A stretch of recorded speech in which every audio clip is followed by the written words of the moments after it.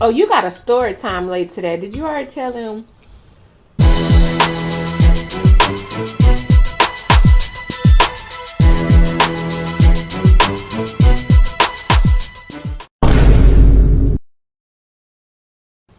What's up, T&V fam? Welcome back to T&V Nation. It's your girl, Tawana. And your boy, Vaughn. And we are back on the scene, back on the set with another video for y'all. A challenge. A challenge. We back with another challenge, y'all. Y'all saw that title. You see what's on this plate. We are doing the Shrimpin Ain't Easy challenge, put out by Tag for Short and D4 Vibes. We jumped on this one, y'all. So let me explain how this goes. All you got to do is have at least 10 shrimp on your plate, however you like. They said, be creative with it, make it your own, whatever. You just got to have 10 shrimp on your plate. You can have more than one dish. You can do it with just one dish, however you want to do it. And call out 3 channels. So we'll tell y'all later who we calling out. Mm-hmm. So what we got, babe? We have some good old garlic, butter, spicy shrimp. Boiled shrimp. Boiled shrimp. And we have some shrimp fried rice, and we have some seafood gumbo. Mm-hmm. Y'all, we got. So each of us has to have at least 10 shrimp. We got like 20-something shrimp just right here, plus the shrimp that's in the fried rice, plus any shrimp that's in this gumbo. But yeah, we just wanted to try this gumbo because this is from a place called Swamp Kings. We never had their gumbo, so we about to try it out, y'all. Ready to dig in? I'm ready to dig in. I'm gonna try the gumbo first. Me too. I'm going first with the gumbo. Y'all know I always go in first with the sides anyway. So I was gonna go in first with the rice, but I'm gonna go in with this gumbo because it smells good.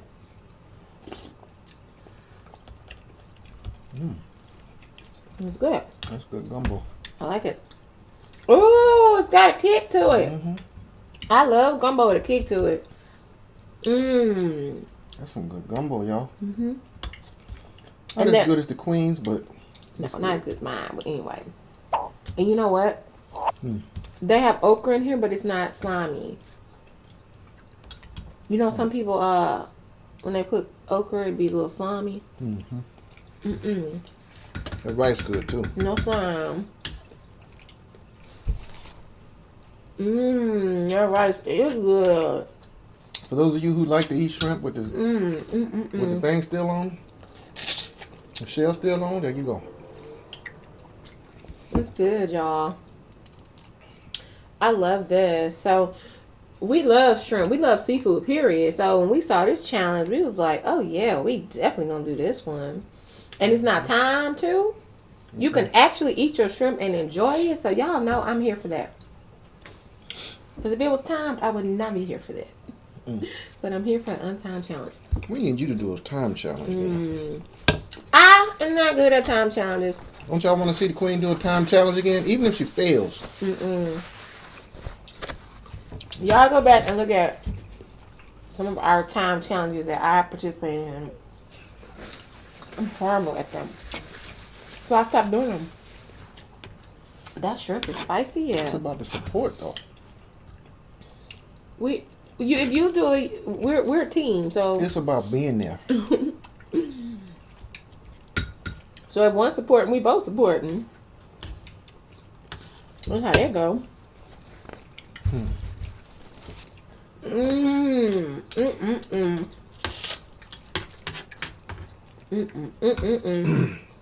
This is good, y'all.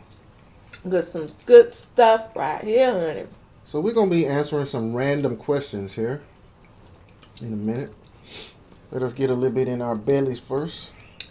Get a little food in our system because this is our first time eating day and it's after 3 o'clock, probably almost 4. So we hungry. Somebody saying, why YouTubers always say that it's their first time eating today? Because often, if we know we're going to make a video that requires eating a lot of food, we're going to wait to eat until we make that video. And that's why we do that, and that's why we say that.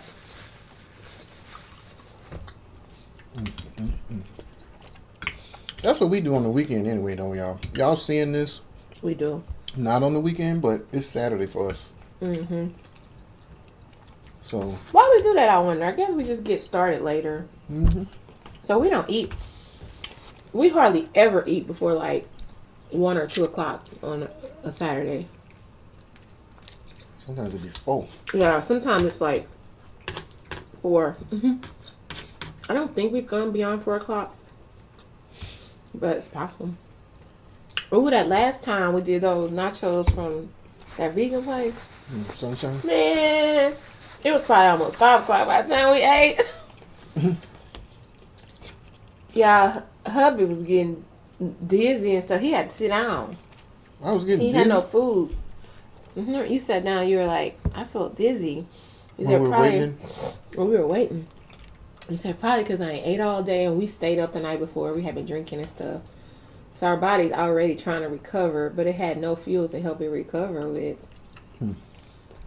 Getting woozy, y'all. Yeah, we were getting woozy.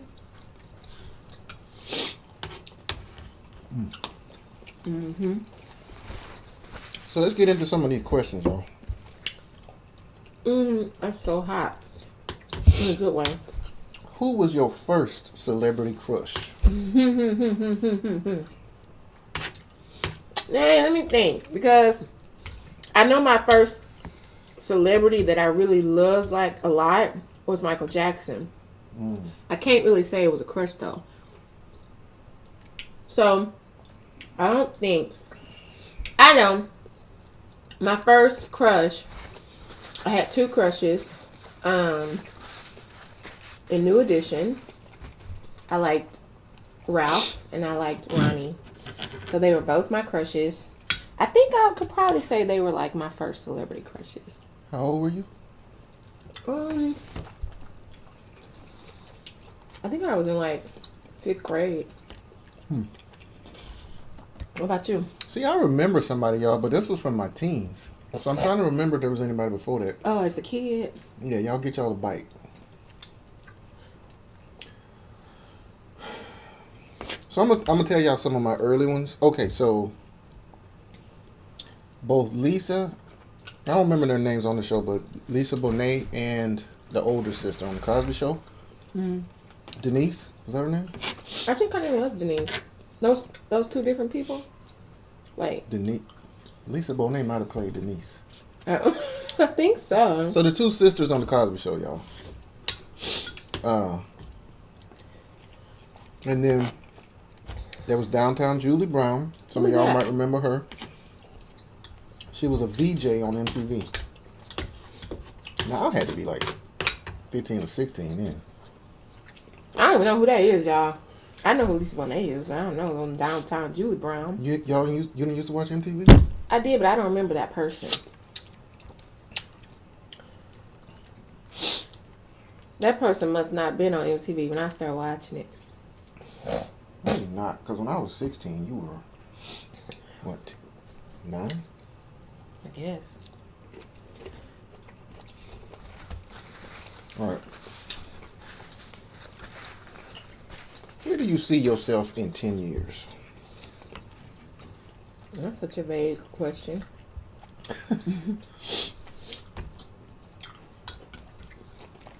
In 10 years,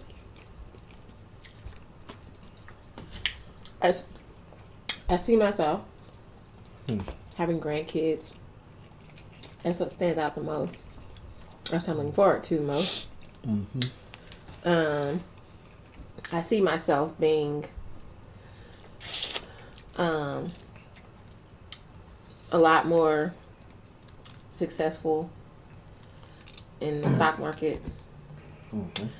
And I see myself just traveling and chilling, enjoying life, spending time with my family, my husband, my kids, and my grandkids. We on the same channel, y'all. But it's funny how men think differently than women. Her first thing was the grandkids. My first thing was money and career. So I will have a thriving therapy practice that I'm involved a lot less in than I am now. Because right now I'm just seeing all the clients myself. It'll be a thriving group practice. I will be some kind of investing millionaire by then. Whether it's crypto or stocks, More likely to be crypto for me, but we'll see. Well, you better get in crypto while it's cheap. And yeah, grandkids. Y'all, we got 4 shots at grandkids, so we gotta have something by then. Yeah. And yes, traveling. I'm not counting how many shrimp I eat, but I'm pretty sure it's gonna be 10 before it's all said and done. What was your first job? My first job was at age 16. I worked at Marshall's. Most of y'all probably know about that store. It's a retail store that sells brand items at reduced prices. That was my favorite retail job and my first retail job. Outside of my professional career, I've only worked retail before I got out of college and graduate school.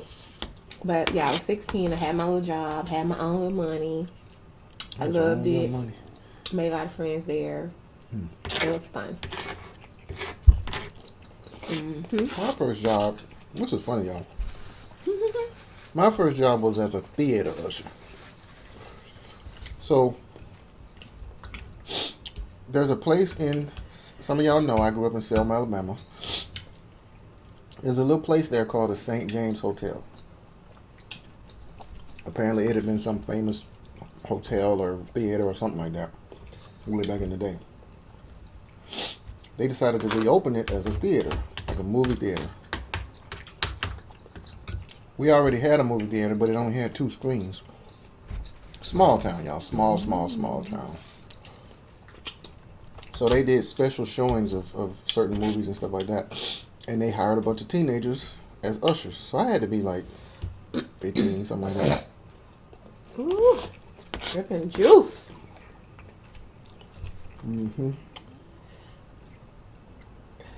You finished your story. You said it was a funny story or something. It's just funny that I think it's funny that I was a theater usher. Oh. Like, who does that? Is that common? I think it's common for teenagers to work at movie theaters, but I don't think they have theater ushers anymore. If you could join any past or current music group, which one would you want to join? Pass. Destiny's Child. Destiny's Child. You be the 4th member, huh? Y'all know, or maybe y'all don't know. Was there 4 of them at one time? Or was it always 3? I think it was always 3, but the 3rd person kept getting, yeah. Y'all know I'm a loyal member of the Beehive. I love some Beyonce. And because she's a solo artist, I can't join anything she does now. So I'll have to go back and join. I ain't been no backup singer. Now I ain't saying I'm willing to do that. But yeah, Destiny's Child would be it for me. What about you? You already know what I'm gonna say. Prince? Of course. Prince, my brother, he had a group. Prince and the Revolution. He loved Prince, y'all. I would have had to be part of it during the Revolution phase. Purple Rain came out. I knew about him before that. Any of y'all that follow Prince, you know his you think he was raunchy in Purple Rain. His pre-Purple Rain albums and Persona and all that were way raunchier. I mean, walking around in a bikini and all this other stuff. I shouldn't call it a bikini. No, he had a top, bikini top? No. I'm talking about the bottom. So, hey, you never know with Prince. Let's call it Speedos. He just had on Speedos and no shirt. And y'all, shout out to Debo Vibes. Yeah. If y'all have not checked him out yet, get over there and check out his channel. Tag for Short. We learned about Tag for Short, y'all, through this challenge. Yeah. So, she's a singer, but she has a mukbang channel. This spicy got in my throat. We got in your throat. That's the good thing about challenges. I like when y'all do challenges, especially when y'all collab with people in the challenge, because we get to we all get to learn about new YouTubers, or not necessarily new, but YouTubers that are new to us, who we may not have known about previously. Mm-hmm. So that's really cool. What's one thing you will never do again? I'm gonna let you go first this time because I've been answering every question first, So, and I gotta think about it. Cause let me tell you what I gotta think about, y'all. mm-hmm. And this may sound cliche, but it's how I really feel. I feel like everything I've ever done and everything that happened in my life was a part of my journey that I had to experience. So it's hard for me to go back and say, oh, I would have done that differently. I would have done this differently. That's not what the question is, though. What's the question? It's not what would you go back and change. It's what's one thing you'll never do again. Oh. See? Well. Somebody listening, y'all. I heard something different. So I heard what's something that you did that you wish you wouldn't have done. Wow. One thing I did that... No, then you asked. See, Right. you're trying to put it back on me. I ain't put it back on you. You just started talking. I was just saying about the question. You can go ahead and answer if you got one, because I don't have one. I don't have one. Because I feel the same way. Because to me, It's still, even if you it's learn, still related. even if you learn from something, you know you would never do it again. Oh, okay, I see.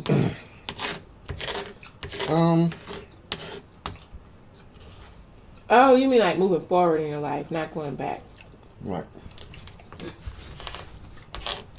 I'm gonna say this. It's not juicy, but it's transparent. Mm.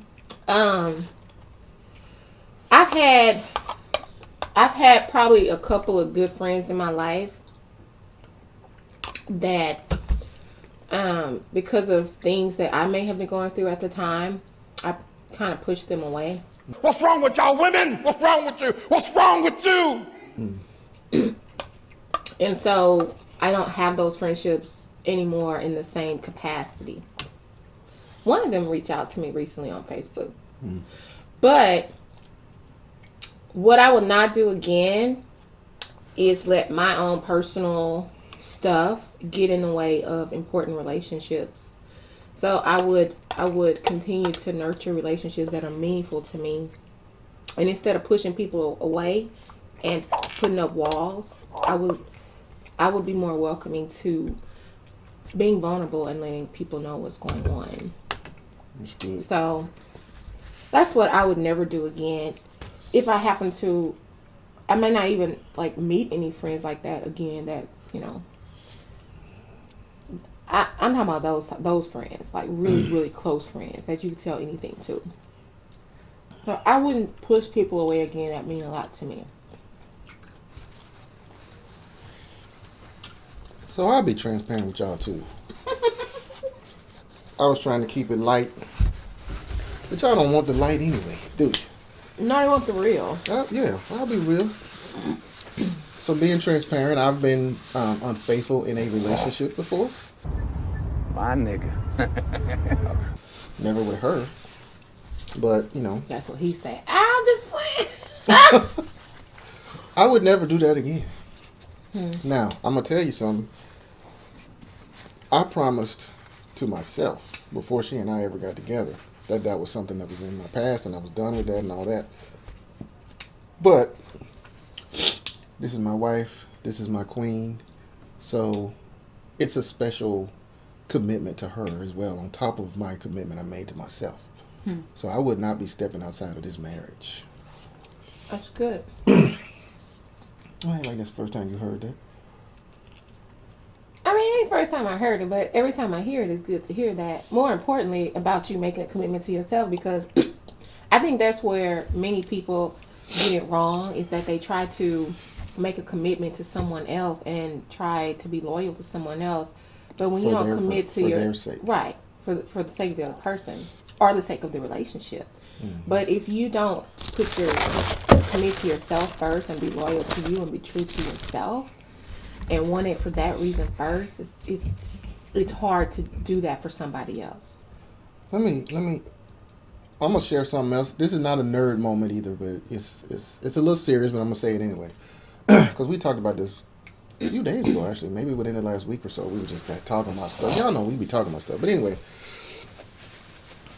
when you are intimate with another person, you're sharing and transferring energy with that person. You're sharing of yourself. You're sharing of your soul and your essence and all of that. When you commit to a person, when you commit to a relationship, especially, you married, whatever the case may be, all of that's supposed to be theirs. You are only ever from that day forward supposed to share all those parts of yourself with that person. You go out there and you share it with somebody else, you're bringing all that energy. First of all, you're contaminating yourself. Mm-hmm. Okay? And especially you women. And why do I say especially women? Because it's different for y'all.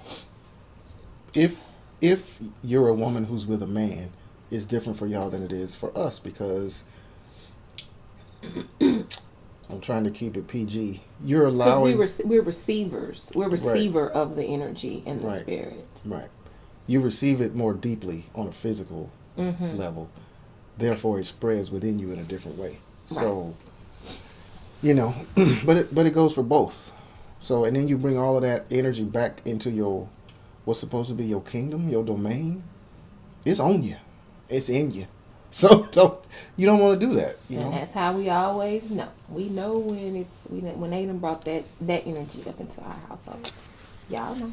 You leave out the house smelling like Dove and come back smelling like Dial. Mm-hmm. You crazy.